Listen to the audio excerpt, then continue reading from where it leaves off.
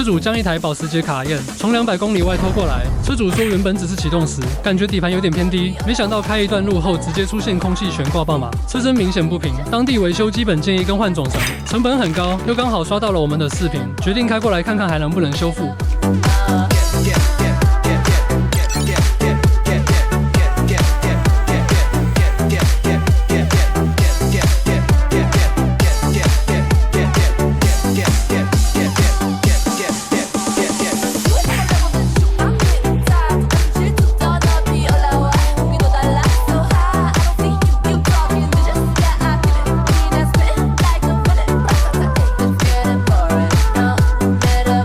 您觉得这样的维修定价多少合适呢？感兴趣的欢迎评论区留言。